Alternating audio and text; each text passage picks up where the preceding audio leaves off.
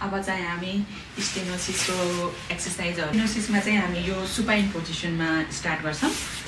अब हामी isometric abdominal आइसोमेट्रिकबाट सुरु गर्छौं। दुवै खुट्टालाई फोल्ड गराउने, हातलाई कम्मरको तल लगाउने। अब पेटले चाहिँ हातलाई तलतिर कस्न लगाउने, पेटले हातमा बल लगाउनु पर्यो। यसलाई पनि 10 सेकेन्डसम्म होल्ड गर्न लगाउने। सास भित्र रोक्ने होइन कि पेटको मासुलाई कस्नुपर्छ। यसमा चाहिँ 10 सेकेन्डसम्म होल्ड गर्ने, छोड्ने, अरु 10 पटकसम्म रिपिट गर्ने। अब अर्कोमा चाहिँ हामी सिधा माथि उठाउँछौं। यतिको पेशेन्टले कतिको होल्ड गर्न सक्छ त्यो अनुसार गर्नुपर्छ। कसैले यति मात्र गर्न सक्नुहुन्छ, कसैले थोरै मात्र गर्न सक्नुहुन्छ। यसलाई पनि 5 देखि 10 सेकेन्ड होल्ड गर्न लगाउने अनि यो दुईटै खुट्टामा गर्नु पर्यो। यो गर्न गाह्रो छ भने चाहिँ यो पछि मात्रै गर्ने, सुरुमा चाहिँ गरि नहाल्ने। अब हामी खुट्टालाई सिधा छातीतिर लान्छौं र पेशेन्टलाई होल्ड गर्न लगाउँछौं।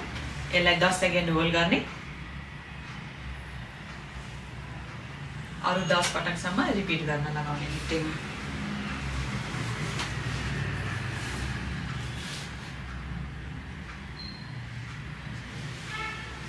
अब दुईटै घुँडालाई सँगै छातीतिर लाने, जाएर र प्रेस गर्न लगाउने।